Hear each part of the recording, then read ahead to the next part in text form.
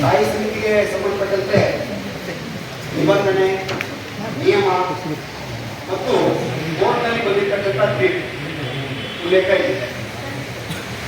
Recent ಆಗಿ 2015ರಲ್ಲಿ ಭದ್ರಾವತಿ ಸ್ಥಾಯಿ ಸಮಿತಿಗೆ ಸಂಬಂಧಪಟ್ಟಂತ ಕೋರ್ಟ್ ತೀರ್ಪು ಕೂಡ ಇದೆ. ನಾವಿವತ್ತು ಈ ಸಭೆಯ ಅಧ್ಯಕ್ಷರು, ನಗರಸಭಾ ಅಧ್ಯಕ್ಷರು ಮತ್ತು ಚುನಾವಣಾಧಿಕಾರಿ ಕೂಡ ಹೌದು. ಚುನಾವಣೆಯನ್ನ ಅತ್ಯಂತ ಪಾರದರ್ಶಕವಾಗಿ ನಿಯಮಾನುಸಾರವಾಗಿ ಮಾಡಬೇಕಾಗಿರೋದು ನಮ್ಮ ಜವಾಬ್ದಾರಿ. ಸಾಗರ ಪುರಸಭೆ ಮತ್ತು ನಗರಸಭೆ ಇತಿಹಾಸದಲ್ಲಿ ಇಲ್ಲಿವರೆಗೆ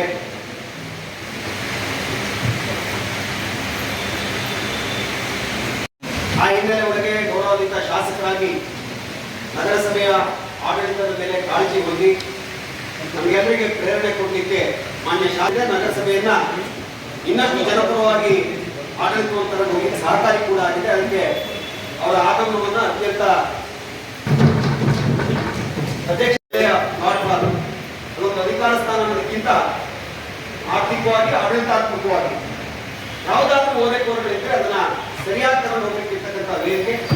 ಆ ಹಿನ್ನೆಲೆ ಒಳಗೆ ಎಲ್ಲಾ ಪಕ್ಷದವರು ಇರೋ ಹಾಗೆ ಸೂಚನೆ ಮತ್ತು ಅನುಮೋದನೆ ಮುಖಾಂತರ ಇಲ್ಲಿಯವರೆಗಿನ ಪರಂಪರೆಯನ್ನ ಅನುಸಾರ ಮಾಡ್ಕೊಂಡೇ ಬಂದು ಈಗಲೂ ಕೂಡ ಮುಂದುವರಿಸಿ ಕೋರ್ಟ್ ತೀರ್ಪನ್ನು ಕೂಡ ಉಲ್ಲೇಖ ಮಾಡ್ತೀವಿ. ನೀವೇನ್ ನಿರ್ಣಯ ಕೈಗೊಳ್ತೀರೋ ಅದು ಪರಮೋಚ್ಚ ನಿರ್ಧಾರ ಆಗುತ್ತೆ. ಆ ಹಿನ್ನೆಲೆ ಒಳಗೆ ಅತ್ಯಂತ ಪಾರದರ್ಶಕವಾಗಿ ಕೃಷ್ಣ ಸುಬ್ಬಣ್ಣ, ಶಂಕರ ಅಲ್ಲಕೋಡಿ, ವಿಶಾಲ್ ಗುರುಮೂರ್ತಿ, ಶ್ರೀಮತಿ ನಾಗರತ್ನ ನಾರಾಯಣಪ್ಪ, ಅರವಿಂದ್ ರಾಜ್ನಾಥ್, ಸಾಹಿಬ್ ಜಾಕಿ,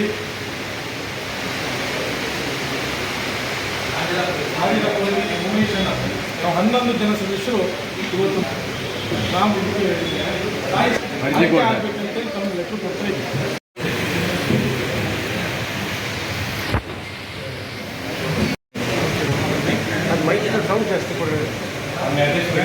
ಮೊದಲು ಮೀಟಿಂಗ್ ಆಗಿದೆ, ನಿಮಗೆ ಅಭಿನಂದನೆ ಸಲ್ಲಿಸ್ತೀನಿ. ಇದು ಸ್ಟ್ಯಾಂಡಿಂಗ್ ಕಮಿಟಿ ಸೆಕ್ಷನ್ 63 ಬರುತ್ತೆ ಕರ್ನಾಟಕ ಆ್ಯಕ್ಟ್ 1961 ಪ್ರಕಾರ. ಇಲ್ಲಿ ಮೊದಲಾಗಿ ತಿಳ್ಕೊಳ್ಳಿ, ಮುನ್ಸಿಪಲ್ ಆ್ಯಕ್ಟಲ್ಲಿ ಯಾವುದೇ ಥರದ ಆಡಳಿತ ಪಕ್ಷ ವಿರೋಧ ಪಕ್ಷ ಅಂತ ಇಲ್ಲಿ ಏನು ಮತ್ತು ನಂಬರ್ ಯಾರು ಜಾಸ್ತಿ ನಂಬರ್ ಇರ್ತಾರೆ ಜಾಸ್ತಿ ಸುಪ್ರೀಂ. ಯಾಕಂದರೆ ಇದು ಲೋಕಲ್ ಗೌರ್ಮೆಂಟ್. ಸೆಕ್ಷನ್ 63ಯಲ್ಲಿ ಹೇಳೋದು ಹೆಂಗೆ ಸೆಲೆಕ್ಟಿಂಗ್ ಕಮಿಟಿಯನ್ನು ಹೆಂಗೆ ಸೆಲೆಕ್ಟ್ ಮಾಡಬೇಕು ಕೊಡ್ತಾರೆ. ಅದ್ರ ಪ್ರಕಾರ ನಾಮಿನೇಟ್ ಬೇಕಾದ್ರೆ ನೀವು ಅದನ್ನು ಚೇರ್ಮನ್ ಮತ್ತು ಅವರೊಳಗೆ ಎಲೆಕ್ಷನ್. ಸೊ ಆ ಪ್ರಕಾರವಾಗಿ ನೀವು ಮಾಡ್ಬೋದು ಅಂತ.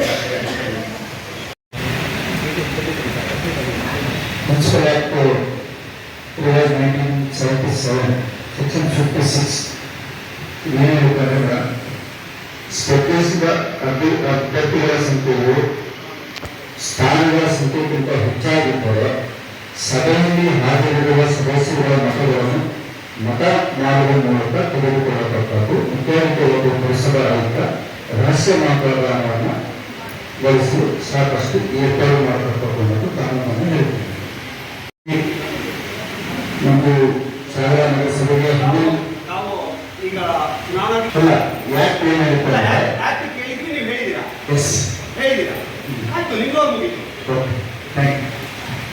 ನಗರಸಭೆ ಮತ್ತು ನಗರಸಭೆ ಈವರೆಗಿನ ಇತಿಹಾಸದಲ್ಲಿ ಎಲ್ಲ ಪಕ್ಷದ ಸದಸ್ಯರುಗಳನ್ನು ಒಳಗೊಂಡಂತೆ ಸ್ಥಾಯಿ ಸಮಿತಿಯನ್ನು ಸೂಚನೆ ಮತ್ತು ಅನುಮೋದನೆ ಮುಖಾಂತರ ಆಯ್ಕೆ ಪ್ರಕ್ರಿಯೆ ನಡೆದುಕೊಂಡು ಬಂದಿರುತ್ತದೆ. ಅದೇ ರೀತಿ ಈ ಬಾರಿ ನಿಯಮಾನುಸಾರವಾಗಿ ಸ್ಥಾಯಿ ಸಮಿತಿಗೆ ಆಯ್ಕೆ ಮಾಡುವ ಸದಸ್ಯರನ್ನು ಗೌರವಾನ್ವಿತ ಸದಸ್ಯರ ಸೂಚನೆ ಮತ್ತು ಅನುಮೋದನೆ ಮುಖಾಂತರ ಈ ಕೆಳಕಂಡ 11 ಜನರ ಆಯ್ಕೆ ಆಗಿರುತ್ತಾರೆಂದು ಸಭಾಧ್ಯಕ್ಷರಾಗಿ ಹಾಗೂ ಈ ಚುನಾವಣೆಯ ಚುನಾವಣಾಧಿಕಾರಿಯಾಗಿ ಅಂತಿಮ ಆಯ್ಕೆಯನ್ನು ಘೋಷಣೆ ಮಾಡುತ್ತೇನೆ. ಶ್ರೀನಿವಾಸ್, ತುಕಾರಾಮ್, ಬಶೀರ್, ಸತೀಶ್, ಮಧುರಾಜ್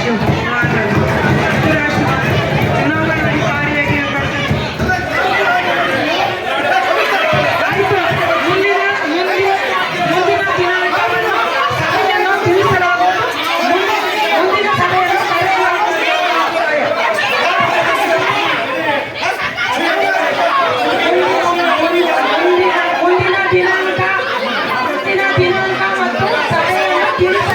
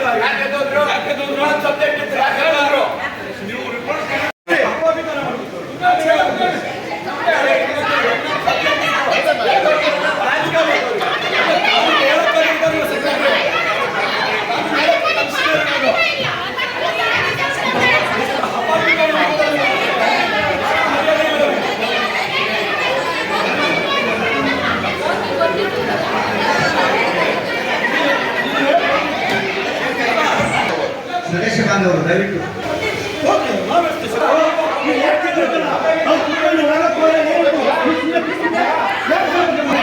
ನೋಡಿ ಸಾಹೇಬ್ರಿದ್ದಾರೆ ನೀವು ಅಲ್ಲಿಗೆ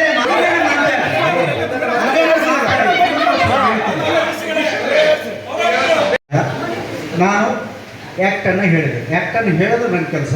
ಅಧ್ಯಕ್ಷರು ಅಂದರೆ ಏನು ಹೇಳಿದೆ, 11 ಸ್ಥಾನಕ್ಕಿಂತ ಹೆಚ್ಚಿನ ಜನ ಅಪೇಕ್ಷಿತರು ಬಂದರೆ ತಾವು ಚುನಾವಣೆಯನ್ನು ಮಾಡಬೇಕು ಅಂತ ನಾನು ಅಧ್ಯಕ್ಷರಿಗೆ ಹೇಳಿದೆ.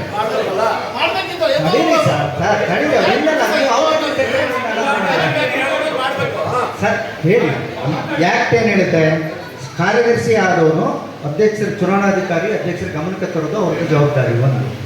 ಆ ನಂತರ ಚುನಾವಣೆ ನಡಿಬೇಕಾದ್ರೆ ಆವಾಗ ನನ್ನ ಹೆಂಡವರಿಗೆ ಬರುತ್ತೆ. ಪಾರದರ್ಶಕ ಅಲ್ಲ, ಗೌಪ್ಯವಾಗಿರಬೇಕು, ಯಾರ್ಯಾರಿಗೆ ಓಟ್ ಕೊಡಬೇಕು ಅನ್ನೋದೆಲ್ಲ ಅದು ನನ್ನ ಇದಕ್ಕೆ ಬರ್ತದೆ. ಆದರೆ ಈಗ ಅಧ್ಯಕ್ಷರು ಏನು ಮಾಡಿದ್ರು, ಒಂದು ನಿರ್ಣಯವನ್ನು ಘೋಷಣೆ ಮಾಡಿ ಹೋಗಿದ್ದಾರೆ. ಸರ್ ಹೇಳ್ತೀನಿ, ಈಗ ನಾನು ಹೇಳ್ತೀನಿ ಸರ್, ಸರಿ ತಪ್ಪು ಅಂತ ಹೇಳಕ್ಕೆ ನಮ್ಮ ಮೇಲೂ ಅಧ್ಯಕ್ಷರ ಮೇಲೂ ಒಂದಿದೆ, ಹೇಳ್ತೀನಿ ಕೇಳಿ. ಈಗ ಹೇಳಿದ್ರಿ ತಮ್ಮ ಈಗ 16 ಜನ ನಾನು ನೋಡ್ತಾ 16 ಜನ ತಾವು ಇದ್ದೀರಿ. ಆದರೆ ಆ್ಯಕ್ಟ್ ಏನು ಹೇಳುತ್ತೆ ಸರ್, ಒಂದು ಸಾಮಾನ್ಯ ಸಭೆಯನ್ನು ವಿಶೇಷ ಸಭೆಯನ್ನು ನಾವು ಯಾರೋ ಒಬ್ಬರು ಅಧ್ಯಕ್ಷರಿಗೆ ಕರೆದ್ಬಿಡ್ತಾರೆ. 11 ಗಂಟೆ ಕೊಟ್ಟಿರ್ತೀವಿ, 11 ಕಾಲು 11:15 ಆದರೂ ಅಧ್ಯಕ್ಷರೇ ಬರೋದಿಲ್ಲ. ಆವಾಗ ಇಲ್ಲಿ ಸದನದಲ್ಲಿ ಹಾಜರಿರ್ತಕ್ಕಂಥ ಸದಸ್ಯರುಗಳಲ್ಲಿ ಒಬ್ಬ ಹಿರಿಯರನ್ನು ಆಯ್ಕೆ ಮಾಡಿ ಅವರು ಅಧ್ಯಕ್ಷರಾಗಿ ಕೂರಿಸ್ಕೊಂಡು ಸಭೆಯನ್ನು ಮುಂದುವರಿಸಬೇಕು, ಪ್ರಾರಂಭ ಮಾಡಬೇಕು ಅಂತ ಹೇಳಿದರು. ಈ ಸಭೆ ಪ್ರಾರಂಭ ಆಗಿದೆ. ಅಧ್ಯಕ್ಷರೇ ಎಲ್ಲದೂ ವಿಡಿಯೋ ರೆಕಾರ್ಡ್ ಆಗಿದೆ. ಅಧ್ಯಕ್ಷರೇ ಅವರು ನಿರ್ಣಯವನ್ನು ಸರಿ ತಪ್ಪು ನಾವು ಹೇಳ್ತೀನಿ, ಮುಂದೆ ಹೇಳ್ತೀನಿ. ಅವರು ನಿರ್ಣಯವನ್ನು ಕೊಟ್ಬಿಟ್ಟು ಎದ್ದು ಹೋಗಿದ್ದಾರೆ. ಯಾಕೆ ಸರ್ ನಾನು ಹೇಳ್ತಾರೆ, ಈಗ ಏನಂದರೆ ನನಗಿರೋ ಅವಕಾಶ ಒಂದೇ ಸರ್. ಈಗ ಅವರು ಒಂದು ನಿರ್ಣಯವನ್ನು ಹೇಳಿ ಹೋಗಿದ್ದಾರೆ. ತಾವುಗಳು ಏನಿದ್ದೀರಿ ಸಾಹೇಬ್ರ ಒಂದು ಇದರಲ್ಲಿ, ಆ ನಿರ್ಣಯಕ್ಕೆ ನಮ್ಮದು ಡಿಸೆಂಟ್ ನೋಟ್ ಇದೆ. ಈ ಸಭೆಯೇ ಏನು ಇತರೆ ವಿಚಾರ ಅಂತ ಒಂದು ಸಬ್ಜೆಕ್ಟ್ ಇತ್ತು ನಮ್ಮದು, ಇನ್ನೊಂದು ಸಬ್ಜೆಕ್ಟ್, ಅದ್ರ ಬಗ್ಗೆನೂ ಯಾವುದೇ ಚರ್ಚೆ ಆಗದೆ ಈ ಥರ ಹೋಗಿಲ್ಲ. ಈ ಸಭೆಯ ನಡಾವಳಿಯನ್ನೇ ನೀವು ರದ್ದುಗೊಳಿಸಬೇಕು ಅಂತೇಳಿ ನನಗೊಂದು ಅರ್ಜಿ ಕೊಟ್ಟರೆ ನಾನು ಡಿ ಸಿ ಅವ್ರು ನಿರ್ಣಯ ಮಾಡಿ ಹೋಗ್ಬಿಟ್ಟೆ ಚುನಾವಣೆ ಆಯ್ತಲ್ಲ. ಈಗ ಅವ್ರು ಮಾಡಿದ್ದಲ್ಲ ಸಭೆ ಹೇಳಿ ಚೀಟಿ ಕೊಟ್ಟು ಅಧ್ಯಕ್ಷರು ಅದನ್ನು ತಗೊಂಡು ನಾವು ಸರ್ ಅಷ್ಟೊಳಗೆ ಏನು ಹೇಳಿದ್ರೆ, ಈಗ ನಮ್ಮ ಕಡೆಯಿಂದನೂ ಸರ್ ಈ ಕಡೆಯಿಂದನೂ ಸಹಿತ ಪ್ರಕ್ರಿಯೆಯಲ್ಲಿ ನಾವು 16 ಜನಕ್ಕೆ ಕೊಟ್ವಿ. ಅವ್ರು ಎರಡೂ ಹೇಳಿದ ಸರ್, ನೀವು ಕಾನೂನು ಹೇಳಿದಾಗ ಹಿರಿಯ ಸದಸ್ಯರು ತಮ್ಗೆ ಏನು ಹೇಳಿದ್ರು, ತಾವು ಕಾನೂನು ಹೇಳಬೇಕು ಅಂತ ಹೇಳಿದ್ರು. ಕಾನೂನು ಬರೀ ಹೇಳ್ಕೊಡೋದು ಒಂದೇ ಅಲ್ಲ, ತಾವು ಈ ಸಭೆಗೆ ಪೌರಾಯುಕ್ತರು ಆಯುಕ್ತರ ಜೊತೆಯಲ್ಲಿ ಕಾನೂನು ಸಲಹೆಗಾರರು ಸಭೆಯ ಕಾರ್ಯದರ್ಶಿನೂ ತಾವು ಇರ್ತೀರಾ, ಅವರು ಕಾನೂನನ್ನ ಪಾಲನೆ ಸಹಿತ ಮಾಡಬೇಕು ಅಂತ ನೀವು ಅವ್ರಿಗೆ ಹೇಳಬೇಕು. ನೀವೇ ಹೇಳಿದ್ರಿ ರೂಲಿಂಗ್ ಕೊಟ್ಟು ಮುಗಿತು, ಸಭೆ ನ್ಯಾಸಭೆಯಿಂದ ಮುಂದೂಡ್ಬೋದು. ಆದ್ರೆ ಸರ್ ನೀವು ಬರೀ ಡಿಸಿಷನ್ ನೋಡಲ್ಲ, ಒಟ್ಟಾರೆ ಪ್ರಕ್ರಿಯೆನೇ ಅವರು ಕಾನೂನು ಬಾಹಿರವಾಗಿ ಮಾಡಿದ್ದಾರೆ. ಈ ಪ್ರಜಾಪ್ರಭುತ್ವ ವ್ಯವಸ್ಥೆಯಲ್ಲಿ ರವಿಕುಮಾರ್ ಅವರೇ ನೋಡಿ ಹೇಳಕ್ ಕೇಳಿ, ನಾನೇನು ಹೇಳಿದೆ ಇಲ್ಲಿ ಮೇಘರಾಜನ್ ಪಂಡಿತನ ಏನು ಬಾರಿ ಸರ್ ಇಲ್ಲಿ ಸರ್ ಅವರು ಈಗ ಅವರು ಮಾತಾಡೋದ್ರ ಬಗ್ಗೆ ನಾನು ಹೇಳೋದಿಲ್ಲ ಸರ್. ನಾನೇನು ಸಿಂಪಲ್ ನಾವು ಹೇಳ್ಬೇಕಾದ್ರೆ ಕಮಿಷನರ್ ಸ್ವಲ್ಪ ಕೇಳ್ರೆ ಒಂದು ನಿಮಿಷ, ನಮ್ಮ ನಿರ್ಣಯ ಇಷ್ಟೇ. ಈಗ ಅಧ್ಯಕ್ಷರು ಮಾಡಿದ ಅವರು ಅದನ್ನ ಒಂದು ನಿಮಿಷ ಯಾರು ಮಾತಾಡ್ಬೇಡ್ರಿ. ನಮ್ಮ ನಿರ್ಣಯ ಇಷ್ಟೇ. ನಾವು ಇವತ್ತು ಅವರು ನೀವು ಹೇಳ್ದಂಗೆ ವೋಟಿಂಗ್ ಆಗಬೇಕಾಗಿತ್ತು, ಅದು ವೋಟಿಂಗ್ ಆಗ್ದೇನೆ ಅರ್ಜೆಂಟಾಗಿ ಅವರು ಅನೌನ್ಸ್ ಮಾಡಿ ಓಡೋಗಿದ್ದಾರೆ. ಆಯಿತಾ, ಒಬ್ಬ ಅಧ್ಯಕ್ಷರಾಗಿ ಇನ್ನೂ ಒಂದು ಸಬ್ಜೆಕ್ಟ್ ಇತ್ತು, ಅರ್ಜೆಂಟಾಗಿ ಓಡೋಗಿದ್ದಾರೆ ಅಂದರೆ ಅವ್ರು ಕಾಟಾಚಾರಕ್ಕೆ ಮಾಡಿ ಹೋಗಿದ್ದಾರೆ ಅಂತ ಅರ್ಥ. ಇದನ್ನು ನಾವು ಯಾರೂ ಒಪ್ಪೋದಿಲ್ಲ, ನಾವು ಮೆಜಾರಿಟಿ ಇದ್ದೀವಿ. ಆದ್ದರಿಂದ ಇದನ್ನು ವಜಾಗೊಳಿಸ್ಬಿಟ್ಟು ನಮಗೆ ವೋಟಿಂಗ್ ಪವರ್ ಮಾಡಿಬಿಟ್ಟು ನಮಗೆ ಅಧಿಕಾರ ಅವ್ರಿಗೆ ಹಸ್ತಾಂತರ ಮಾಡಬೇಕು ಅಷ್ಟೇ. ನಿಮಗೆ ಪವರ್ ಇದೆ, ನಿಮಗೆ ಪವರ್ ಇದೆ. ಯಾಕಂದರೆ ಅವರು ಅವರಿಗೆ ಅವ್ರ ಅಧ್ಯಕ್ಷರು ಕೇಳಬೇಕಲ್ಲ, ಏನು ನಿರ್ಣಯ ಎಲ್ಲ ಕೇಳ್ದೇನೆ ಏಕ್ದಮ್ ಓದ್ಬಿಟ್ಟು ಓಡೋಗ್ಬಿಟ್ರೆ ಇನ್ನೊಂದು ಸಬ್ಜೆಕ್ಟ್ ಇತ್ತು, ಯಾಕೆ ಓಡೋದ್ರು ಅವರು? ಆದ್ರೆ ಅವ್ರು ಒಂದು ತಿಳ್ಕೋಬೇಕು, ನೆಕ್ಸ್ಟ್ ನಗರಸಭೆ ನಡೆಸಬೇಕಾ ಅವ್ರು ಬೇಡವಾ? ನಡೆಸ್ಬೇಕು ತಾನೆ ಒಬ್ರು ಅಧ್ಯಕ್ಷರಾಗಿ. ನಮ್ಮ ಸದಸ್ಯರು ಅವರಿಗೆ ಗೌರವ ಕೊಡ್ಬೇಕಾ ಬೇಡ? ಅಥವಾ ಏನು ಸಬ್ಜೆಕ್ಟ್ ಅವ್ರು ಮಾಡೋಕ್ಕಾಗುತ್ತೆ ಇಲ್ಲ ಅವರಿಗೆ?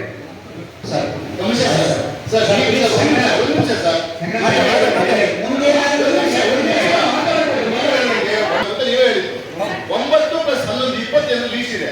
ನೀವು ಚುನಾವಣೆ ಮಾಡಿ ಅಲ್ಲ, ಅವ್ರು ಚುನಾವಣೆ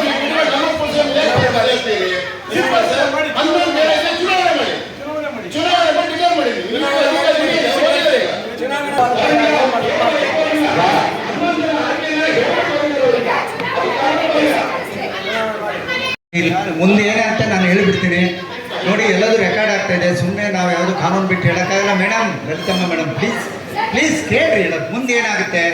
ಈಗ ಮೇಡಮ್ ಕೇಳಿ, ಅವರು ರೆಸೊಲ್ಯೂಷನನ್ನು ಅಧ್ಯಕ್ಷರೇ ಬರೆಯೋದು ಅಂತ ನಿಮ್ಗೆ ಗೊತ್ತಿದೆ. ನಾವು ಬರಿತೀವಿ, ನೀವು ಸೈನ್ ಆಗ್ತಿದ್ರಿ ತಾವು ಅಧ್ಯಕ್ಷರಾದರೆ. ಈ ಪ್ರಕರಣದಲ್ಲಿ ತಡೀರಿ, ಈ ಪ್ರಕರಣದಲ್ಲಿ ಬಹುಶಃ ಕಾನೂನು ಹೇಳ್ತದೆ ರೆಸೊಲ್ಯೂಷನನ್ನು ಅಧ್ಯಕ್ಷರೇ ಬರೀಬೇಕು ಅಂತ. ಅವರು ಬರೀತಾರೆ, ಬರೆದು ನನಗೆ ಏನು ಮಾಡ್ತಾರೆ, ಮುಂದಿನ ಮೀಟಿಂಗ್ ತನ್ನಿ ಇದನ್ನು ಸ್ಥಿರೀಕರಣ ಸಬ್ಜೆಕ್ಟ್ ತರ್ರಿ ಅಂದಾಗ ನಾನು ಈಗ ಏನು ತಾವು ಏನೀಗ ಕೊಟ್ಟಿದ್ದೀರಿ, ಏನು 16 ಜನ ನೀವು ಸೈನ್ ಹಾಕಿ ಈಗೇನ ಇದನ್ನು ಕೊಟ್ಟಿದ್ದೀರೋ ನಿಮಗೆ, ಇದು ಡಿಸೆಂಟ್ ನೋಟನ್ನು ಕೊಟ್ಟಿದ್ದೀರಲ್ಲ, ನಾನು ಹೇಳೋದು ಕೇಳಿ ಪ್ಲೀಸ್, ವ್ಯರ್ಥ ಚರ್ಚೆ ಬೇಡ. ನೀವು ಚರ್ಚೆ ಮಾಡ್ಕೊಡಿ, ಸಾಹೇಬರಿದ್ದಾರೆ, ನಾನು ಇರೋದನ್ನು ನಿಮ್ಗೆ ಹೇಳ್ಬೇಕಾ. ನಾನು ಡಿ ಸಿ ಅವರಿಗೆ ವಿಸ್ತೃತವಾಗಿ ಬರೀತಾನೆ. ಈ ಥರ ಒಂದು 11 ಜನದ್ದು ಈ ಥರ 22 ಜನ ತಮ್ಮ ಅಪೇಕ್ಷೆ ಕೊಟ್ಬಿಟ್ಟು ಅರ್ಜಿಯನ್ನು ಕೊಟ್ಟಿದ್ದರು. ಆದರೆ ಮಾನ್ಯ ಅಧ್ಯಕ್ಷರು ಮೊದಲನೇ ಹಂತದಲ್ಲಿ ಕೊಟ್ಟಂಥ ಇಷ್ಟು ಜನರ ತನ್ನ ಘೋಷಣೆ ಮಾಡಿ ಸಭೆಯಿಂದ ಎದ್ದು ಹೋಗಿ, ಸಭೆ ಮುಕ್ತಾಯಗೊಂಡಿದೆ, ಸಭೆಯಿಂದ ಎದ್ದು ಹೋಗಿದ್ದಾರೆ ಅಂತ ನಾನು ಡಿ ಸಿ ಅವರಿಗೆ ಬರೀತೀನಿ. ಇಷ್ಟನ್ನು ನಾನೊಬ್ಬ ಅಧಿಕಾರಿಗೆ ಬರೆದ ಮೇಲೆ ಮುಂದೆ ಏನಾಗುತ್ತೆ ಅನ್ನೋದು ತಮಗೆ ಗೊತ್ತಿದೆ. ಅಲ್ಲ ನೀವು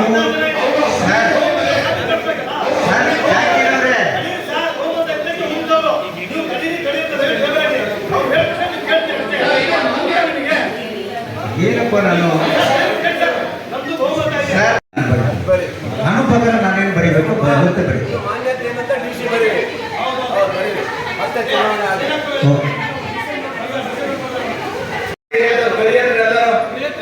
ಮಾತ್ರ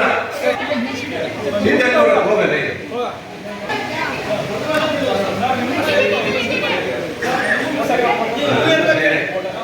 ಅಲ್ಲಿ ಬರ್ಬೇಕು.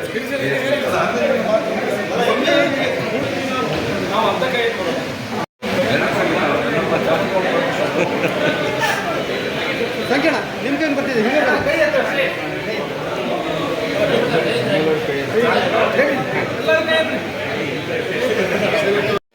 ಹೊಸದಾಗಿ ಅಧ್ಯಕ್ಷರತೆಯನ್ನು ಮೊನ್ನೆ ಆಯ್ಕೆ ಆದರು. ಆನಂತರ ನಮಗೆ ಅಸೆಂಬ್ಲಿ ಇತ್ತು, ಆದರೂ ಅವ್ರು ಅರ್ಜೆಂಟಾಗಿ ಮೀಟಿಂಗ್ ಕರೆದ್ರು. ಅಸೆಂಬ್ಲಿ ಕರೆಯೋಂಗಿಲ್ಲ, ಆದರೂ ಕರೆದಿದ್ದಾರೆ ಪಾಪ, ನಾವೇನು ಬೇಡ ಅನ್ನೋಕ್ಕಾಗಲ್ಲ. ಅದಕ್ಕೆ ನಾನು ಅಬ್ಜೆಕ್ಷನ್ ಮಾಡಲಿಲ್ಲ. ಆದರೂ ಸಹ ನಾವು ಇವತ್ತು ಬಂದಿದ್ದೀವಿ. ಇವತ್ತು ನಮ್ಮ 11 ಜನ ಇವತ್ತು ಸ್ಟ್ಯಾಂಡಿಂಗ್ ಕಮಿಟಿಗೆ ಅರ್ಜಿ ಹಾಕಿದ್ರು, ಅವರು ಹಾಕಿದ್ರು. ಆದರೆ ಅವರ ಮೆಂಬರ್ ನಮ್ಮದೇ ಆಯ್ಕೆ ಆಗಿದ್ರು. ಇವತ್ತು ಚುನಾವಣೆ ಅಧಿಕಾರಿ ನಾಗಪ್ಪನವರು ಹೇಳಿದರು, ಇವತ್ತು ಯಾರ ಮೆಜಾರಿಟಿ ಇದೆ ಆದರೆ ವೋಟಿಂಗ್ ಆಗಬೇಕು ಅಂತ ಹೇಳಿದ್ದಾರೆ. ಅದು ಗೌಪ್ಯ ಮತದಾನ ಆಗಬೇಕು ಅಂತ ಹೇಳಿದರು. ಇದು ಯಾವುದನ್ನೇ ಇದು ಮಾಡ್ತಾನೆ ಅವರು ಅಧ್ಯಕ್ಷರು ತಕ್ಷಣ ಓದಿ ಇನ್ನೊಂದು ಸಬ್ಜೆಕ್ಟ್ ಇರೋದು ಬಿಟ್ಟು ಹೋಗಿದ್ದಾರೆ. ಅಂದರೆ ಉದ್ದೇಶ ಏನಂತ ಹೇಳಿದ್ರೆ, ಇವರಿಗೆ ನಮಗೆ ಕೊಡಬಾರ್ದು ಅನ್ನೋ ಉದ್ದೇಶದಲ್ಲಿ ಇದು ಮಾಡಿದ್ದಾರೆ. ಇವರು ಅಧ್ಯಕ್ಷರು ಉಪಾಧ್ಯಕ್ಷರು ಆಗಿದ್ದಾರೆ, ಆದರೆ ಮುಂದೆ ಅವರಿಗೆ ಅಧಿಕಾರ ನಡೆಸಬೇಕಾದ್ರೆ ಇದು ಬೇಕಾದ್ರೆ ನಾವು ಬೇಡವಾ, ವಿರೋಧ ಪಕ್ಷದ ಸಪೋರ್ಟ್ ಬೇಡವಾ? ಅವರು ಮೇಘರಾಜರು ಹೇಳ್ತಾರೆ, ಕಾನೂನು ಪಂಡಿತ ಥರ ಮಾತಾಡ್ತಾರೆ. ಆ ಮನುಷ್ಯ ಹೇಳ್ತಾರೆ, MLA ಇಲ್ಲಿ ನಮಗೆ ಆಡಳಿತ ಮಾಡೋಕ್ಕೆ ಅಧಿಕಾರ ಕೊಡಬೇಕು, ಅವಕಾಶ ಕೊಡಬೇಕು ಅಂತ ಹೇಳಿ. ಸಂತೋಷ, ನಾನು ಇಲ್ಲ ಅಂತ ಹೇಳಿಲ್ಲ. ಇದೇ ಮೇಘರಾಜ UGDಯ 20 ಕೋಟಿ ಬಂದಾಗ ನಾವು ಮಾಡಲ್ಲ, ನಾವು ಸಪೋರ್ಟ್ ಕೊಡಲ್ಲ ಅಂತ ಹೇಳಿ ವಾಪಸ್ ತಗೊಂಡು ಹೋದ್ರೆ ಇವರೇ ಅಲ್ವಾ? ಇವ್ರು ಅಧಿಕಾರ ಕೊಟ್ಟರೆ ನಮ್ಗೆ ಅವಾಗ ಮಾಡಕ್ ಬಿಟ್ರೆ, ಅವಾಗ ಅಧಿಕಾರ ನಾ ಇದ್ದಾಗ ಅಂದ್ರೆ ಕೊಟ್ಟಿಲ್ಲ. ಅವರಿದ್ದಾಗ ಅವ್ರಿಗೆ ಅಧಿಕಾರ ಕೊಡ್ಬೇಕಂತ ಕೇಳ್ತಾರೆ. ಈಗ ಇವ್ರ ಅಧಿಕಾರ ಸರಿಯಾಗಿ ನಡ್ಸ್ಕೊಂಡು ಹೋಗ್ಬೇಕಾದ್ರೆ ಇವತ್ತಿನ ಚುನಾವಣೆ ಇವತ್ತು ಅವ್ರು ಮಾಡಿರೋದು ಇವತ್ತು ರದ್ದಾಗಬೇಕು. ಆಮೇಲೆ ಇವತ್ತು ಏನಾಗಿದೆ, ನಮ್ಮ ಮೆಜಾರಿಟಿ ನಾವು ತೋರಿಸಿದ್ದೀವಿ. ಅವರು ಕಾಟಾಚಾರಕ್ಕೆ ಬಂದು ಅಲ್ಲಿ ಹೇಳಿ ನಾಗಪ್ಪರು ಏನು ಹೇಳಿದ್ರು, ನೋಡಿ ಚುನಾವಣಾ ಅಧಿಕಾರಿ ಏನು ಹೇಳಿದ್ರು, ಇವತ್ತು 2 ಕಡೆ ಅರ್ಜಿ ಹಾಕಿದ್ರಿಂದ ಇವತ್ತು ವೋಟಿಂಗ್ ಆಗ್ಬೇಕೈತೆ. ಮೆಜಾರಿಟಿ ಯಾರಿದೆ ಅವ್ರು ಮೆಜಾರಿಟಿ ಅವ್ರದ್ದು ಇದೆ, ವೋಟಿಂಗ್ ಆಗ್ಬೇಕಂತ ಹೇಳಿದ್ರು. ಅದನ್ನು ನೋಡಿದ್ರೆ ಇವ್ರು ಏನು ಮಾಡಿದ್ರು, ತಕ್ಷಣ ಓದ್ಬಿಟ್ಟು ಅಧ್ಯಕ್ಷರು ಇನ್ನೊಂದು ಸಬ್ಜೆಕ್ಟ್ ಇತ್ತು, ಆ ಸಬ್ಜೆಕ್ಟನ್ನು ಗಮನ ಹರಿಸಿದ್ರೆ ಕಾಟಾಚಾರಕ್ಕೆ ಮಾಡಿಬಿಟ್ಟು ಇಲ್ಲಿಂದ ಓಡೋಗಿದ್ದಾರೆ. ಅಂದರೆ ಇವ್ರಿಗೆ ಅಧಿಕಾರ ಮಾಡೋಕ್ಕೆ ಬೇಡ, ಅಧಿಕಾರ ಮಾತ್ರ ಬೇಕಾಗಿದೆ ಅಂತ ಕಾಣ್ತದೆ. ಈ ಥರ ಅವ್ರ ಧೋರಣೆ ಇದೆ. ನಾವು ಇವತ್ತು MLA ಆಗಿ ನಾವು ಸಹ ಇವ್ರಿಗೆ ಸಪೋರ್ಟ್ ಕೊಡೋದಕ್ಕಾಗಿ ನಾವು ಇದ್ದಾರೆ. ಆದರೆ ಇವ್ರು ಮಾಡಿರುವಂಥ ಧೋರಣೆ ನೋಡಿದಾಗ ಈ ಥರ ನಮ್ಮ ವಿರೋಧ ಪಕ್ಷಗಳಿರುವಂಥ ಇವತ್ತು ನಮ್ಮ ಸದಸ್ಯರುಗಳು ಆಕ್ರೋಶಗೊಂಡಿದ್ದಾರೆ. ಅವರಿಗೂ ಕಾನೂನು ಗೊತ್ತಿದೆ. ಮೇಘರಾಜ್ ಒಬ್ಬನೇ ಕಾನೂನು ಪಂಡಿತ ಅಲ್ಲ, ನಮ್ಮಲ್ಲೂ ಭಾಳ ಜನ ಪಂಡಿತರು ಇದ್ದಾರೆ. ಅವರು ಕಲ್ತಿದ್ದಾರೆ, ಅವರು ಸ್ವಲ್ಪ ಓದಿದ್ದಾರೆ. ಏನೇನಾಗಿದೆ ಆಗಿದೆ. ಅದರಿಂದ ಮಾನ್ಯ ಇವತ್ತು ಕಮಿಷನರಿಗೆ ಏನು ಈ ನಮ್ಮ ಚುನಾವಣೆ ಅಧಿಕಾರಿಯಾಗಿ ಹೇಳಿದ್ದಾರೆ ನಾಗಪ್ಪನವರು, ಇದು ಅರ್ವ ಅಲ್ಲ, ಇದು ಏನಲ್ಲ, ಇದು ಅವ್ರು ಏನು ಅತ್ಯಂತ ಓದೋಗಿದ್ದಾರೆ, ಇದು ಬರೋದಿಲ್ಲ. ಇದಕ್ಕೆ ನಾವು ಎಲ್ಲ ಮೆಜಾರಿಟಿ ತೋರಿಸಿದ್ದೀವಿ. ನಮ್ಮ 11 ಜನನ ಪರಿಗಣನೆ ಮಾಡಬೇಕಂತೇಳಿ ಅದಕ್ಕೆ ಇವತ್ತು ಅದನ್ನು ಮುಂದುವರಿಸಿ ಆಗ DC ಅವ್ರಿಗೆ ಕಳಿಸ್ಕೊಡ್ಬೇಕು. ನಮ್ಮ ಮತ್ತೆ ಚುನಾವಣೆಯನ್ನೇ ಮಾಡಬೇಕು, ಚುನಾವಣೆ ಮಾಡಬೇಕು. ಇಲ್ಲಾಂದರೆ ನಾವು ಮೆಜಾರಿಟಿ ತೋರಿಸಿದ್ದೀವಿ, ಅವರೇನು ಮೆಜಾರಿಟಿ ಇರಲಿಲ್ಲ. ನೀವು ನೋಡಿದಾಗ ಮೆಜಾರಿಟಿ ಇರಲಿಲ್ಲ. ಅವರು ಮೆಜಾರಿಟಿ ಇಲ್ಲದಿದ್ದರೆ ಹೊರಗೆ ಹೋದ್ರು ಅವರು. ಅದನ್ನು ನಮ್ಮದು ಮೆಜಾರಿಟಿ ಇದೆ, ನಮ್ಮದೇ ಅನುಭವ ಆಗಬೇಕು ಅಂತೇಳಿ DC ಅವರಿಗೂ ನಾನು ಕೇಳ್ಕೊಡ್ತೀನಿ, ನಾನು ಕೇಳ್ಕೊಡ್ತೀನಿ. ಆಡಳಿತ ಪಕ್ಷದ ಸದಸ್ಯರು ಮೇಘರಾಜ್ ಅವರು ಹೇಳಿದರು, ನಮ್ಮ ಶಾಸಕರು ನಮಗೆ ಆಡಳಿತ ಮಾಡಲಿಕ್ಕೆ ಅನುಕೂಲ ಮಾಡಿಕೊಡ್ತಾರೆ ಅಂತ ಹೇಳಿದರು. ಅದು ಖುಷಿ ಇದೆ. ಆದರೆ ಅಧ್ಯಕ್ಷರಾಗಿ ಉಪಾಧ್ಯಕ್ಷರಾಗಿ ವಾರಕ್ಕಿಂತ ಜಾಸ್ತಿ ಆಯಿತು. ಶಾಸಕರನ್ನ ಇವತ್ತಿಗೂ ನಮಗೆ ಅಭಿವೃದ್ಧಿ ಪರ ಸಹಕಾರ ಕೊಡಬೇಕಂತೇಳಿ ಅಧ್ಯಕ್ಷರಾಗಲಿ ಉಪಾಧ್ಯಕ್ಷರಾಗಲಿ ಅವ್ರು ಯಾರು ಬಂದಿಲ್ಲ. ಇವತ್ತು ಹೇಳ್ತಾರೆ ನಮಗೆ ಸಹಕಾರ ಕೊಡಬೇಕು, ನಿಮ್ಗೆ ಸಹಕಾರ ಬೇಕು ಅಂತೇಳಿ. ಸಾಗರದ ಪ್ರಥಮ ಪ್ರಜೆ ಇವತ್ತು ಮೇಘರಾಜ್ ಅವರು ಬುಕ್ ಇಟ್ಕೊಂಡು ಕಾನೂನು ಸಲಹೆಗಾರ ತರ ಮಾತಾಡುವ ಎದ್ದೋಡುತ್ತಾರೆ. ಇವತ್ತು ಈ ಸ್ಥಿತಿ ನೋಡಿದ್ರೆ ಇನ್ನೂ ಒಂದು ಸಬ್ಜೆಕ್ಟ್ ಇದೆ. ಈ ಊರಿನ ಅಭಿವೃದ್ಧಿಗಾಗಿ ಬಂದವರು ಅಥವಾ ಇವರು ಇವರು ಅಧಿಕಾರದ ಕುರ್ಚಿಗಾಗಿ ಬಂದವರು. ಶಾಸಕರು ಪಕ್ಕದಲ್ಲಿ ಕೂತಿದ್ದಾರೆ, ಚುನಾವಣೆ ಅಧಿಕಾರಿಗಳಿದ್ದಾರೆ. ಇವರು ಬೇಕಾಗಿ ತರಂಗೂರಲ್ಲಿ ಘೋಷಣೆ ಮಾಡಿ ನಾವು 11 ಜನ ಸದಸ್ಯರು ನಾವು ಕೊಟ್ಟಿದ್ದೀವಿ, ಸಾಯಿ ಸಂತಿಗೆ ನಾವು ಸೇರ್ಬೇಕು, ನಾವು ಅಧ್ಯಕ್ಷರಾಗಬೇಕು ಅಂತ ಹೇಳಿ ಇವ್ರು ಏಕಾಏಕಿ ಓಡಾಡಿದ್ದಾರೆ. ಊರಿನ ಅಭಿವೃದ್ಧಿ ಪರ ಇದ್ದಾರೆ. ಇವರು ಶಾಸಕರನ್ನು ಭೇಟಿ ಮಾಡಿ ಮಾತಾಡದೇ ಇದ್ದವರು ಈ ಊರಿನ ಅಭಿವೃದ್ಧಿ ಪರ ಇದ್ದವರು. ಯಾರೇ ಆದರೂ ಶಾಸಕರನ್ನ ಫಸ್ಟ್ ಬಂದು ನಮಗೆ ಸಹಕಾರ ಕೊಡಬೇಕಂತ ಕೇಳ್ತಾರೆ. ಇವರು ಬುಕ್ ಹಿಡಿದುಕೊಂಡು ಕಾನೂನು ಸಲಹೆಗಾರ ತರ ಸಲಹೆ ಹೇಳ್ತಾರೆ. ಚುನಾವಣಾ ಅಧಿಕಾರಿಗಳಿಗೆ ನೀವು ಏನು ಯಾವ ಏಜೆಂಟ್ ಅಂತ ಕೇಳ್ತಾರ, ಚುನಾವಣೆ ಅಧಿಕಾರಿಗಳಿಗೆ ಅದೆಲ್ಲ ಮಾತಾಡ್ತಾರ. ಈಗ ನಾವು 16 ಜನ ನಮಗೆ ಬಹುಮತ ಸಾಬೀತು ಮಾಡಿದೀವಿ.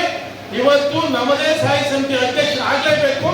ನಮ್ದು ಇಲ್ಲ ಅಂದ್ರೆ ಕಾನೂನು ಹೋರಾಟದಲ್ಲಿ ನಾವು ಮುಂದುವರಿಸ್ತೀವಿ.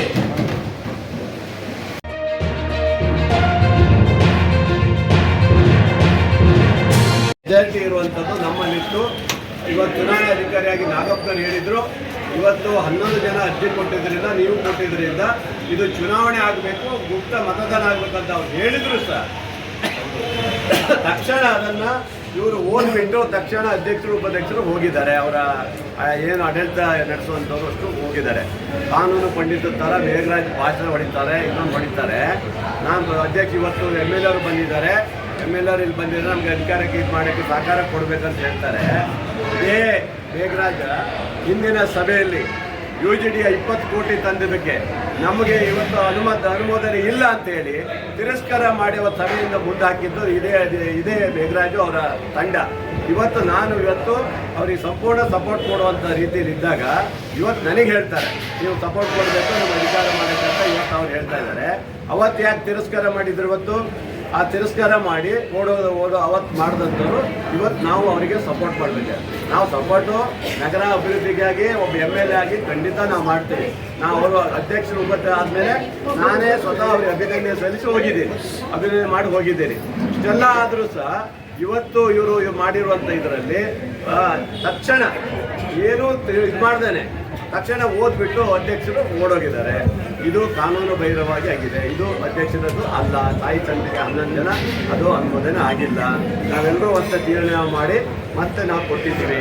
ಇದು DC ಅವರಿಗೆ ಒಪ್ಪಿಸ್ತಾ ಇದ್ದೀವಿ. ಇವತ್ತು ಮತ್ತೆ ಮೀಟಿಂಗ್ ಕರೆಸ್ಬಿಟ್ಟು DC ಅವರು ತೀರ್ಮಾನ ಮಾಡಬೇಕು. ಅಲ್ಲಿವರೆಗೆ ಅದು ಒಪ್ಪಲಿಕ್ಕೆ ನಾವು ಸಾಧ್ಯ ಇಲ್ಲ. ಆ ರೀತಿ ಸೋಲಿನ ಭೀತಿಯಿಂದ ಅವರು ಹೆದರ್ಕೊಂಡು ಎದ್ದು ಓಡೋಗಿದ್ದಾರೆ. ಇದು ಆಡಳಿತ ಮಾಡೋ ನೀತಿನ ಇದು.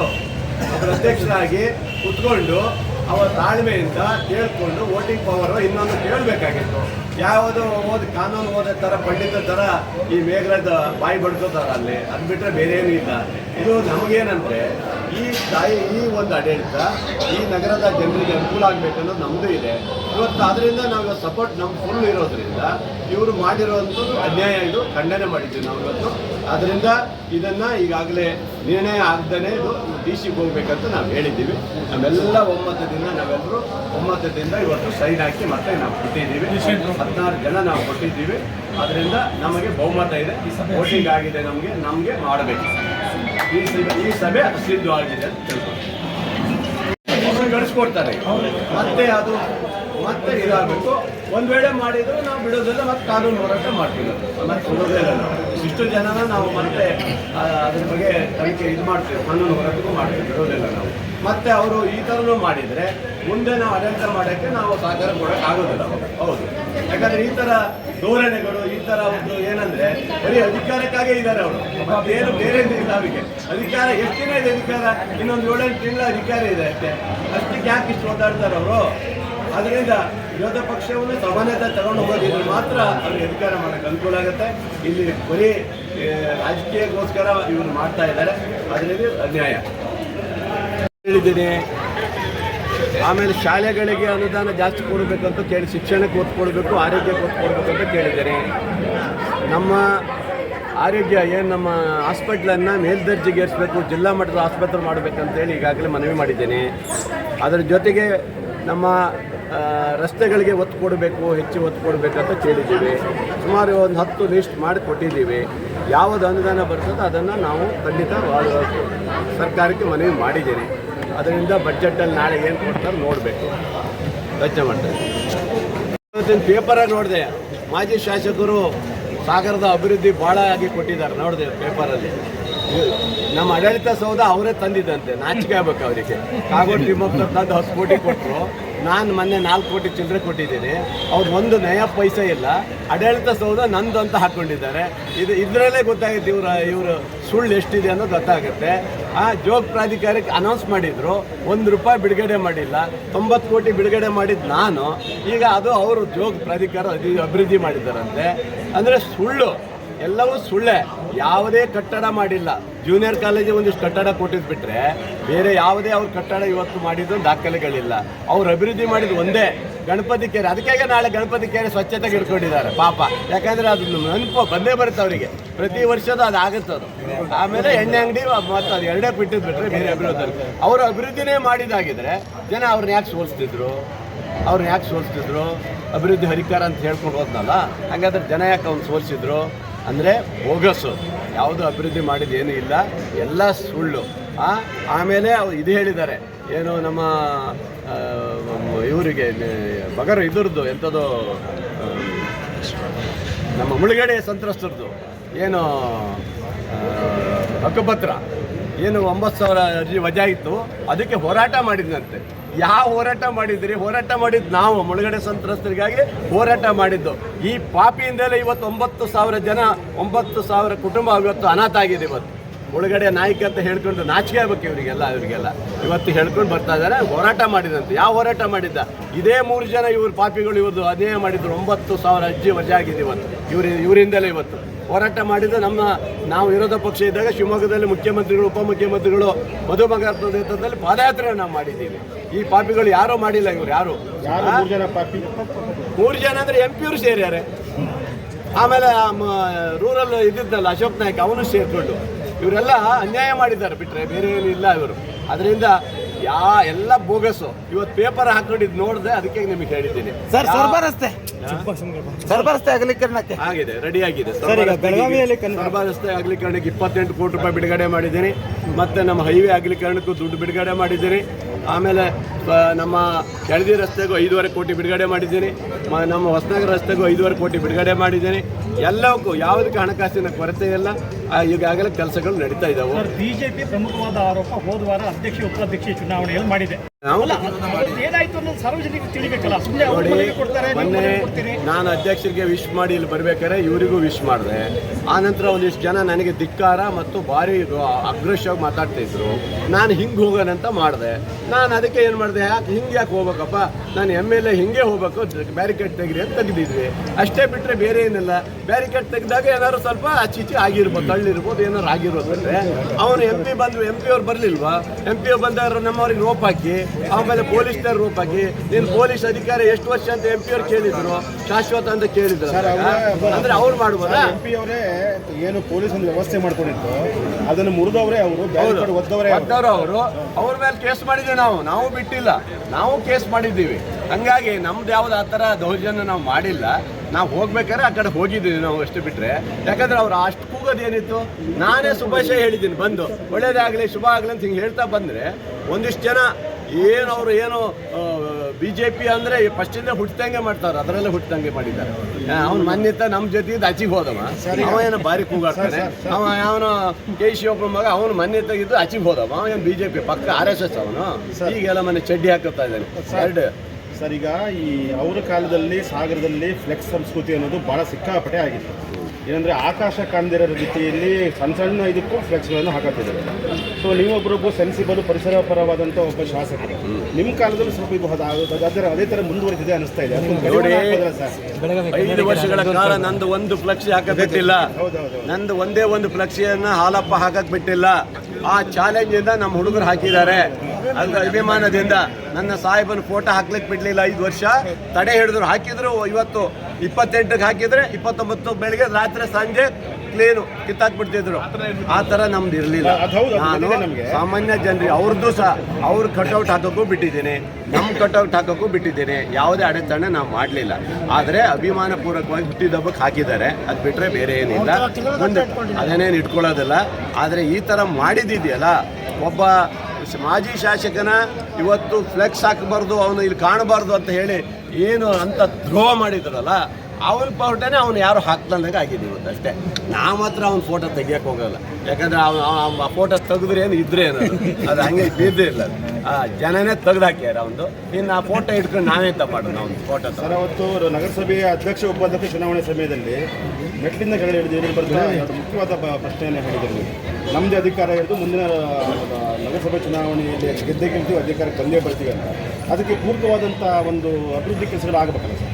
ನೋಡಿ, ಎಲ್ಲ ಮಾಡ್ತೀವಿ, ಅಭಿವೃದ್ಧಿನೂ ಆಗುತ್ತೆ, ಎಲ್ಲ ಆಗಿದೆ. ಎಲ್ಲ ರಸ್ತೆಗಳಿಗೆ ದುಡ್ಡು ಕೊಟ್ಟಿದ್ದೀವಿ. ಎಲ್ಲ ವಾರ್ಡಿಗೆ 1,60,00,000 1,80,00,000ವರೆಗೆ ದುಡ್ಡು ಕೊಟ್ಟಿದ್ದೇನೆ. ಸ್ವಲ್ಪ ಗುತ್ತಿಗೆದಾರರು ಸ್ವಲ್ಪ ನಿಲ್ಸ್ಕೊಂಡಿದ್ದಾರೆ. ಅದು ಆಗಿಬಿಟ್ರೆ ಕೋಟ್ಯಾಂತರ ರೂಪಾಯಿ ದುಡ್ಡು ಕೊಟ್ಟಿದ್ದೀವಿ. ಅದನ್ನು ನಾವು ಮಾಡೇ ಮಾಡ್ತೀವಿ. ಈಗ ನಗರಕ್ಕೆ 24 ಗಂಟೆ ಕುಡಿಯೋ ನೀರು ಯೋಜನೆ 300 ಕೋಟಿ ರೂಪಾಯಿ ಬಿಡುಗಡೆ ಮಾಡಿಸ್ತಾ ಇದ್ದೇನೆ. ಅದನ್ನು ಸಹ ಮಾಡಿಸ್ತಾ ಇದ್ದೇನೆ. ಇವೆಲ್ಲವೂ ಬರುತ್ತೆ. ನಮ್ಮ ಹಾಸ್ಪಿಟ್ಲು 24/7ಗೆ ಈಗಾಗಲೇ ಮೇಲ್ದರ್ಜೆಗೆ ಈಗಾಗಲೇ ರಾಜ್ಯ ಸರ್ಕಾರ ಒಪ್ಪಿಗೆ ಕೊಟ್ಟಿದೆ. ಅದಕ್ಕೂ ಸಹ ಸುಮಾರು 100 ಕೋಟಿ ರೂಪಾಯಿ ಬರುತ್ತೆ. ಇವೆಲ್ಲವನ್ನೂ ನಾವು ಮಾಡ್ತೀವಿ. ಅಂಥದ್ದವ್ರು ಮಾಡೋಕ್ಕೆ ನಾವು ತಯಾರಿದ್ದೀವಿ. ಅಭಿವೃದ್ಧಿ ಬಗ್ಗೆ ಹಿಂದೆ ಹೋಗೋ ಪ್ರಶ್ನೆನೇ ಇಲ್ಲ. ಅದರಲ್ಲಿ 2 ಮಾತಿಲ್ಲ. ಸರ್ಕಾರದಲ್ಲಿ ದುಡ್ಡು ಇದೆ, ಅಭಿವೃದ್ಧಿ ಇದೆ. ಇವ್ರು ಹೇಳ್ದಂಗೆ ಅಲ್ಲ. ನನಗೆ 5 ವರ್ಷ ಅಧಿಕಾರ ಇದ್ದಾರೆ, ಇನ್ನೂ 5 ವರ್ಷ ಅಧಿಕಾರ ಇದೆ. ಅಲ್ಲಿವರೆಗೆ ಏನು ಮಾಡಬೇಕು ಅವತ್ತು ಬರೋಕ್ಕೆ ಹೇಳ್ರಿ ಮಾಜಿ ಯಾರು MLAಗೆ. ಈಗಲೂ ನಿನ್ನೆ ನೋಡಿದೆ, ಪೇಪರ್ಗೆ ಹಾಕ್ಕೊಂಡಿದ್ದಾನೆ. ಅಲ್ಲದೆ ಆಡಳಿತ ಸೌಧ ಇವನು ಮಾಡಿದ್ದ. ಇವ್ರು ಯೋಗ್ಯತೆಗೆ 1 ಪೈಸಾ ಕೊಟ್ಟಿಲ್ಲ. ಕಾಗೋಡು ಸಾಹೇಬ್ರು ಸ್ಯಾಂಕ್ಷನ್ ಮಾಡಿ 10 ಕೋಟಿ ತರಿಸಿದ್ದು. ನಾನು ಆಮೇಲೆ ಈಗ ಮತ್ತೆ 4 ಕೋಟಿ ರೂಪಾಯಿ ಈಗ ಕೊಟ್ಟಿದ್ದೀನಿ. ಅದು ಉದ್ಘಾಟನೆ ಮತ್ತೆ ಮಾಡ್ತೀವಿ, ಮತ್ತೆ ಸಭೆ ಮಾಡ್ತೀವಿ. ಈಗ ಇವ್ರು ಹೇಳಿ ಇವತ್ತು ಪೇಪರ್ ಹಾಕೊಂಡಿದ್ದಾರೆ, ಆಡಳಿತ ಸೌಧ ನಾನು ತಂದಿದ್ದು ಅಂತ ಹೇಳ್ಕೊಂಡ್ರೆ ಏನು ಕರ್ಮರಿ ಇದೆಲ್ಲ. ಸುಳ್ಳೆ. Thank you sir. ನಗರಸಭೆಯ ನಿಯಮಾನುಸಾರ ಆಡಳಿತ ಮಾಡಲಿಕ್ಕೆ ತೊಂದರೆಯನ್ನು ಮಾಡ್ತಿದ್ದಾರೆ. ಅಧಿಕಾರಿಗಳು ಕೂಡ ಕರ್ತವ್ಯ ನಿರ್ವಹಿಸಲು ತೊಂದರೆ ಕೊಡ್ತಾ ಇದ್ದಾರೆ. ಆಯುಕ್ತರು ಮತ್ತು ಅಧಿಕಾರಿಗಳನ್ನು ಬೆದರಿಸಿ ಸಭಾಂಗಣವನ್ನು ದುರುಪಯೋಗಪಡಿಸಿಕೊಂಡು ಇವರು ದುರ್ಬಳಕೆಯನ್ನು ಮಾಡ್ತಾ ಇದ್ದಾರೆ. ಇದು ಮಹಿಳೆಯರ ಬಗ್ಗೆ ಮಾಡ್ತಿರ್ತಕ್ಕಂತಹ ಶೋಷಣೆ ಅಂತ ಹೇಳಿಬಿಟ್ಟು ನಾನು ಈ ಮುಖಾಂತರ ಹೇಳ್ತಾ ಇದ್ದೀನಿ. ಅಧಿಕಾರವನ್ನು ಮಾಡಲಿಕ್ಕೆ ಅಡ್ಡಿ ಮಾಡ್ತಾ ಇದ್ದಾರೆ. ಮಹಿಳೆಯರಿಗೆ ಈ ರೀತಿ ಅರ್ಚನೆ ಮಾಡೋದು, ಮಹಿಳೆಯರು ಕೂಡ ಇದಕ್ಕೆ ಒಂಥರ ಶೋಷಣೆ, ಮಹಿಳೆಯರಿಗೆ ಶೋಷಣೆ ಮಾಡ್ದಂಗೆ ಅಂತ ನಾನು ನಿಮ್ಮ ಮುಖಾಂತರ ತಿಳಿಸ್ತಾ ಇದ್ದೀನಿ. 2 ಜನ ಉಪಾಧ್ಯಕ್ಷರು ಕೂಡ ಮಹಿಳೆ ಇದ್ದಾರೆ, ಅಧ್ಯಕ್ಷರು ಕೂಡ ಮಹಿಳೆ ಇದ್ದಾರೆ. ಪ್ರಥಮ ಮೀಟಿಂಗ್ ಆಗಿದ್ದರಿಂದ ಅವರು ಸಹಕಾರವನ್ನು ಕೊಡಬೇಕಾಗಿತ್ತು. ಅಧಿಕಾರಿಗಳು ಮತ್ತು ನಮ್ಮ ಒಂದು ಅಧ್ಯಕ್ಷರಿಗೆ ಮಹಿಳೆಯರಿದ್ದೀವಿ ಅಂತ ಹೇಳಿ ಒಂದು ಬೆದರಿಕೆಯ ಒಂದು ವಾತಾವರಣ ಕಂಡು ಬಂದಿದೆ. ಇದನ್ನು ನಾವು ಖಂಡಿತ ಖಂಡಿಸ್ತೇವೆ. ಅಲ್ಲಿ ನಾವು ರೂಲಿಂಗ್ ಕೊಡ್ತಾ ಇತ್ತು ಅಧಿಕಾರಗಳ ಬಂದ ತಕ್ಷಣ ನಾವು ನಮ್ಮ ಒಂದು ರೂಲಿಂಗನ್ನು ಕೊಟ್ಟಾದ ತಕ್ಷಣ ಕೂಡ ಅವರು ಅದೇ ರೀತಿಯಲ್ಲಿ ಪುನಃ ಅವರು ಪ್ರಕ್ರಿಯೆಯನ್ನು ನಡೆಸ್ತಿದ್ದಾರೆ. ಅದು ಎಷ್ಟು ಮಟ್ಟಿಗೆ ಸರಿ ಅದನ್ನು ಅವರೇ ಹೇಳಬೇಕು. ಯಾಕೆಂದರೆ ಅಧ್ಯಕ್ಷರು ರೂಲಿಂಗ್ ಕೊಟ್ಟ ಮೇಲೆ ಆ ಸಭೆ ಮುಕ್ತಾಯ ಅಂತ ನಾವು ಎದ್ದು ಬಂದಾಗಿದೆ. ಆದರೂ ಕೂಡ ಸಭೆ ನಡೀತಾ ಇದೆ ಅಂದರೆ ಅದು ಕಾನೂನು ಬಾಹಿರ ಅಂತ ನಾನು ಮುಖಾಂತರ ಹೇಳ್ತೀನಿ.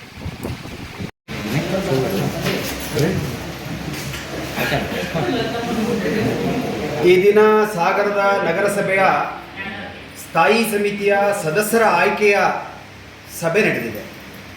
ಸಭೆಗೆ ಅಧ್ಯಕ್ಷರು ಚುನಾವಣಾಧಿಕಾರಿಯಾಗಿ ನಗರಸಭೆಯ ಗೌರವಾನ್ವಿತ ಅಧ್ಯಕ್ಷರು ಕಾರ್ಯವನ್ನು ನಿರ್ವಹಿಸ್ತಾರೆ. ಆ ದಿಕ್ಕಿನಲ್ಲಿ ಇಲ್ಲಿಯವರೆಗಿನ ಪರಂಪರೆ ಪುರಸಭೆಯಿಂದ ಹಿಡಿದು ಮೊನ್ನೆಯ ನಗರಸಭೆಯವರೆಗೆ ಸೂಚನೆ ಅನುಮೋದನೆ ಮುಖಾಂತರ ಎಲ್ಲ ಪಕ್ಷದವರನ್ನು ಒಳಗೊಂಡಂತೆ ಸದಸ್ಯರ ಆಯ್ಕೆ ಪ್ರಕ್ರಿಯೆಯನ್ನು ಮಾಡ್ತಾರೆ. ಅದೇ ರೀತಿ ಇವತ್ತು ಕೂಡ ಒಂದೇ ಸಬ್ಜೆಕ್ಟು, ಪ್ರಥಮ ಸಭೆ, ಮಹಿಳೆಯಾಗಿ ಒಳ್ಳೆಯ ಆಡಳಿತವನ್ನು ಕೊಡಬೇಕು ಅಂತಕ್ಕಂಥ ಹಂಬಲ, ಅದರ ಮಧ್ಯೆ ಬಂದರು, ಆಯ್ಕೆ ಪ್ರಕ್ರಿಯೆ ನಡೀತು. ಎಲ್ಲ ಪಕ್ಷದವ್ರನ್ನು ಒಳಗೊಂಡಂತೆ ಸದಸ್ಯರನ್ನ ಘೋಷಣೆ ಮಾಡಿ ಸಭೆಯನ್ನು ಮುಕ್ತಾಯ ಮಾಡಿ ಅಂತ ಹೇಳಿ ಸಭೆ ಮುಗಿಸಿ ಬಂದಿದ್ದಾರೆ. ಆ ನಂತರದ ಯಾವುದೇ ಚಟುವಟಿಕೆಗಳಿಗೆ ಸಾಂವಿಧಾನಿಕವಾದಂಥ ಮಾನ್ಯತೆಗಳು ಇಲ್ಲ. ಸಹಜವಾಗಿ ಊರಿನ ಶಾಸಕರು ಈ ಸಭೆಗೆ ಬಂದಾಗ ಕುಂದುಕೊರತೆಗಳ ಬಗ್ಗೆ ಅವರ ಪಕ್ಷದ ಸದಸ್ಯರನ್ನು ಇಟ್ಕೊಂಡು ಅವರು ಮಾತನಾಡಿರ್ಬೋದು. ಅದು ಅತ್ಯಂತ ಸಹಜ ಪ್ರಕ್ರಿಯೆ. ನಿಯಮಾನುಸಾರ ಮಾನ್ಯ ನಗರಸಭಾ ಅಧ್ಯಕ್ಷರು ಏನು ಘೋಷಣೆ ಮಾಡಿದ್ದಾರೆ ಅದು ಸ್ಥಾಯಿ ಸಮಿತಿ ಆಗಿ ಕಾರ್ಯನಿರ್ವಹಿಸುತ್ತೆ. ಮುಂದಿನ ದಿನಗಳಲ್ಲಿ ಸ್ಥಾಯಿ ಸಮಿತಿ ಅಧ್ಯಕ್ಷರ ಆಯ್ಕೆ ಪ್ರಕ್ರಿಯೆ ಕೂಡ ಆಗತ್ತೆ. ಒಳ್ಳೆಯ ಆಡಳಿತವನ್ನು ನಾವು ಕೊಡ್ತೇವೆ. ಒಂದು ವಿನಂತಿ ಅಂತಂದರೆ, ಯಾವುದೇ ಪಕ್ಷದ ಯಾವುದೇ ಕಾರ್ಯಕರ್ತ ಅಧ್ಯಕ್ಷರು ಉಪಾಧ್ಯಕ್ಷರು ಸ್ಥಾಯಿ ಸಮಿತಿ ಆದಾಗ ಒಳ್ಳೆಯ ಸಹಕಾರವನ್ನು ಕೊಟ್ಟು ಆಡಳಿತವನ್ನು ನಡೆಸಿರ್ತಕ್ಕಂಥ ಪರಂಪರೆ ಸಾಗರ ನಗರಸಭೆಗಿದೆ. ಅದೇ ಪರಂಪರೆ ಮುಂದುವರಿಲಿ ಅಂತ ಹೇಳಿ ನಾನು ಆಗ್ರಹಿಸ್ತೇನೆ, ಒತ್ತಾಯಿಸ್ತೇನೆ ಮತ್ತು ವಿನಂತಿಸ್ತೇನೆ.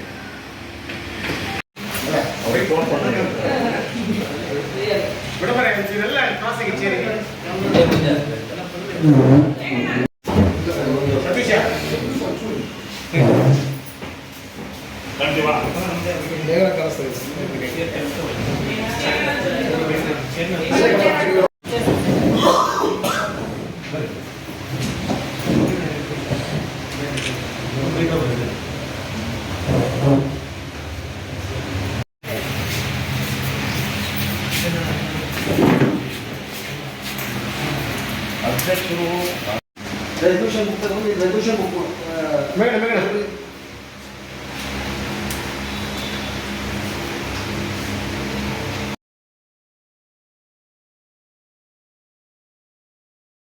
ಕಾಯ್ದೆ ಅಡಿಗಡೆ ಸ್ಥಾಯಿ ಸಮಿತಿ ರಚನೆ ಮಾಡುವ ಸಂದರ್ಭದಲ್ಲಿ ಆ ಸಮಿತಿಗೆ ನಿಗದಿತವಾದಂಥ ಮೆಂಬರ್ಸ್ ಅಂದರೆ ಅಲ್ಲಿ 11 ಜನ ಮೆಂಬರು ಆಯ್ಕೆ ಆಗಬೇಕಂತ ಇದ್ದಿದ್ದು. 11 ಜನಕ್ಕೂ ಜಾಸ್ತಿ ಜನ ಅರ್ಜಿ ಹಾಕಿದ್ದೇ ಆದಲ್ಲಿ ಕಾಯ್ದೆ ಅನ್ವಯ ಚುನಾವಣೆ ಆಗಬೇಕು. ಅದು ಕಾಯ್ದೆ, ಮುಕ್ತ ಮತದಾನ ಆಗಬೇಕು ಅನ್ನೋದು ಸರ್ಕಾರ ಮಾಡಿರುವಂಥ ಆ್ಯಕ್ಟು. ಅದು ಯಾವಾಗ ನಗರಸಭೆ BJP ಸದಸ್ಯರಿಗೆ ಗೊತ್ತಾಯಿತು, ನಾವು ಆ ಚುನಾವಣೆ ಸೋಲ್ತೀವಿ ಅಂತ ಗೊತ್ತಾಗದೇ ಇದ್ದಂಗೆ ಅವರು ನಮ್ಮ ಪೌರಾಯುಕ್ತರಾದ ನಾಗಪ್ಪನವರು ಅರ್ಜಿ ಜಾಸ್ತಿ ಬಂದಿರೋಕ್ಕೋಸ್ಕರ 11 ಜನಕ್ಕೂ ಜಾಸ್ತಿ ಜನ ಸದಸ್ಯರು ಅರ್ಜಿ ಹಾಕಿರೋಕ್ಕೋಸ್ಕರ ನಾನು ಕಾನೂನು ಪ್ರಕಾರ ಚುನಾವಣೆ ಮಾಡ್ತೀನಿ ಅಧ್ಯಕ್ಷರೇ, ದಯವಿಟ್ಟು ಸಹಕರಿಸಿ ಅಂತ ಅಧ್ಯಕ್ಷರಿಗೆ ಮಾಹಿತಿ ಕೊಟ್ಟರು ಸಹ ಅಧ್ಯಕ್ಷರು ಅದನ್ನು ಪರಿಗಣನೆಗೆ ತೆಗೆದುಕೊಳ್ತೇನೆ BJP ಸದಸ್ಯರು ಕೊಟ್ಟಂಥ ಒಂದು ಪಟ್ಟಿಯನ್ನು ಒಪ್ಪಲಾಗಿದೆ ಅಂತ ಘೋಷಣೆ ಮಾಡಿ ಸಭೆಯಿಂದ ನಿರ್ಗಮಿಸಿದರು. ಇದು ಆಡಳಿತ ವಿರೋಧಿ ಅವರ ನಡೆ. ಈ ಸಂಬಂಧಪಟ್ಟಂಗೆ ಇದು ರಾಜಕೀಯ ಹೋರಾಟ ಅಲ್ಲ, ಕಾನೂನು ಹೋರಾಟ. ಇದು ಜಿಲ್ಲಾಧಿಕಾರಿಗಳೇ ಕಾನೂನು ಬಾಹಿರವಾಗಿ ನಡವಳಿಕೆಯನ್ನು ಬಗ್ಗೆ ತೀರ್ಮಾನ ತಗೊಬೇಕಾಗಿದೆ. ಆ ಸಂಬಂಧಪಟ್ಟಂಗೆ ನಾವು ಸ್ಥಳೀಯ ನಮ್ಮ ನಗರಸಭೆಯ ಸದಸ್ಯರುಗಳೊಂದಿಗೆ ಇವತ್ತು ಜಿಲ್ಲಾಧಿಕಾರಿಗೆ ಮನವಿ ಕೊಟ್ಟಿದ್ದೀವಿ. ಜಿಲ್ಲಾಧಿಕಾರಿಗಳು ಸಹ ಈ ಸಂಬಂಧಪಟ್ಟಂಗೆ ನಾವು ನಗರಸಭೆಯ ಪೌರಾಯುಕ್ತರ ಹತ್ರ ಮಾಹಿತಿ ತಗೊಂತೀನಿ, ದಾಖಲೆಗಳನ್ನ ಕಲೆಕ್ಟ್ ಮಾಡ್ತೀನಿ, ಆನಂತರ ಅಸಿಸ್ಟೆಂಟ್ ಕಮಿಷನರ್ ಮೂಲಕ ಅದು ಇತ್ಯರ್ಥಪಡಿಸ್ತೀನಿ ಅಂತ ಹೇಳಿದ್ದಾರೆ. ಇತ್ಯರ್ಥ ಆಗೋ ತನಕ ಸಹ ಇವತ್ತೇನು BJPಯವರು ಮೀಟಿಂಗಲ್ಲಿ ರೆಸಲ್ಯೂಷನ್ ಮಾಡ್ಕೊಂಡಿದ್ದಾರೆ ಅಲ್ಲಿ ತನಕ ಅದು ಅಮಾನತಲ್ಲಿ ಇರುತ್ತೆ. ಅವ್ರು ಯಾವುದೇ ಚಟುವಟಿಕೆ ಮಾಡೋಕ್ಕೆ ಬರಲ್ಲ ಅನ್ನೋದು ಇವತ್ತು ನಮ್ಗೆ ತಿಳ್ಕೊಂಡು ಮಾಹಿತಿ. ಈ ನಮ್ಮ ಹೋರಾಟಕ್ಕೆ ನಮ್ಮ ಶಾಸಕರು ಸಹ ನಮ್ಮ ಸಹಕಾರ ಇದ್ದಾರೆ. ಇವರು ಶಾಸಕರು ವೇದಿಕೆಯಲ್ಲಿ ಕೂತಿದ್ರು ಸಹ ಶಾಸಕರನ್ನ ಕಡೆಗಣಿಸಿ ಆ ಹುದ್ದೆಗೆ ಅಗೌರವ ತೋರಿಸಿ ನಮ್ಮ ನಗರಸಭೆಯ ಅಧ್ಯಕ್ಷರು ಉಪಾಧ್ಯಕ್ಷರು ಸಲ್ಲಿನ ನಿರ್ಗಮಿಸಿದ್ದನ್ನು ನಾವು ನಮ್ಮ ಪಕ್ಷದ ವತಿಯಿಂದ ಮತ್ತು ನಮ್ಮ ಎಲ್ಲ ಸದಸ್ಯರ ವತಿಯಿಂದ ನಾವು ಖಂಡಿಸ್ತಾ ಇದ್ದೀವಿ.